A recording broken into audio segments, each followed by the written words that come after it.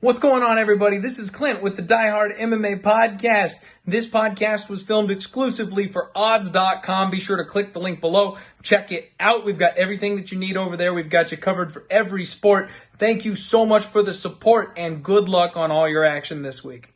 We've got Andre Ewell getting a short notice fill-in against Chris Gutierrez.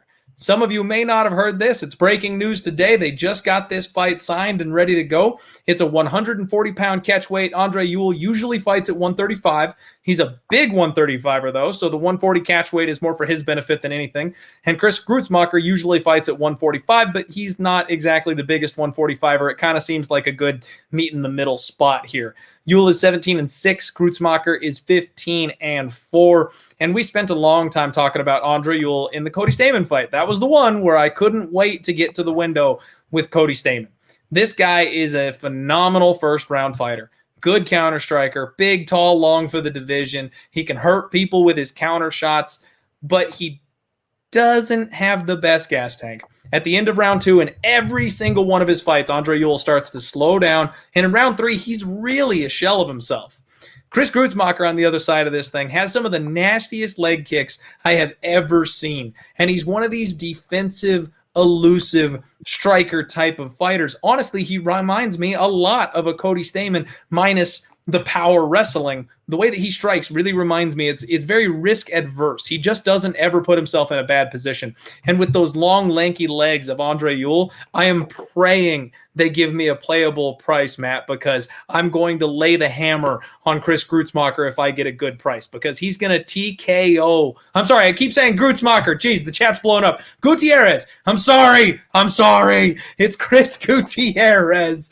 I'm going to lay the hammer on Gutierrez. With the way he attacks the legs and the long, skinny chicken legs of Andre Ewell, I mean, Ewell has a significant reach advantage in this fight, but it's going to be completely nullified by the fact that Gutierrez is going to be more than happy to kick that calf and run away. So I want Gutierrez in this spot. I know this may have been news to you. Matt, do you have any type of a feel or a read on this fight?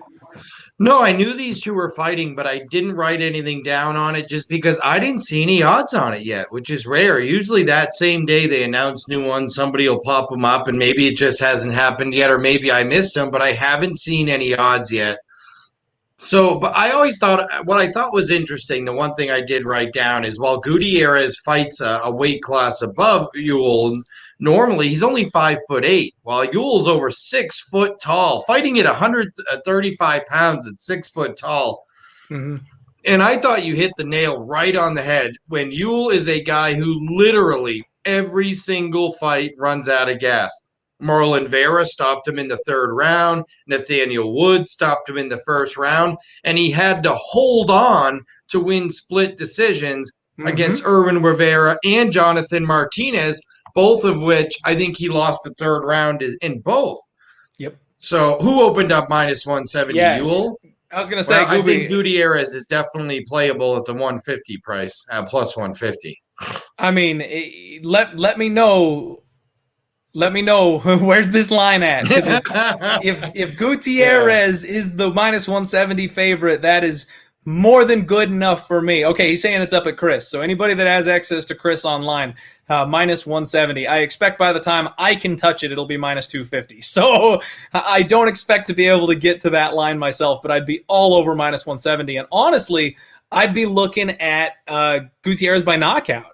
Like I said, I think the leg kick TKO is coming, and the fact that Andre Ewell slows down so late in his fights, Gutierrez is another guy with a great gas tank that will just pressure cook him. He'll just crank that dial up on the temperature, and Andre will have nothing left to give late in this fight. So I'm all about this one. I like that one. I don't have the ability to bet it yet, obviously, so another reason you should follow me on Twitter, because as soon as I can, I'm probably going to find a way to. Yeah, I'm going to be looking into that fight as well. I like Gutierrez. I also just like fading Andre Ewell. And I like Gutierrez Ewell in the smaller octagon because in the 25-footer, that reach and height advantage of Ewell won't be as important. And I think that'll help Gutierrez get inside and land the more telling blows. And Andre Ewell is not much of a grappler. We talk about the small cage favoring the grapplers and stuff like that. His whole game is to stay at range and counter strike and pick his opponents apart and, do that kind of a thing. I don't see if he panic wrestles, if he suddenly starts shooting for takedowns on 80% takedown defense, Chris Gutierrez, that fight's in the bag. So if he is forced to wrestle, we've already won. Yeah, agreed. I like that fight for Chris, and I like it a lot. All right. So just for anybody tuning in, we have 350 live viewers on a Monday night. Thank you all so much for hanging out. This is the Die Hard MMA podcast. My name is Clinton. This is odds.com. Our esteemed guest is Matt Holt, joining us, the president of U.S. Integrity, cutting some time out of his day to spend some time talking fights with us. And we're almost all the way through the prelims here.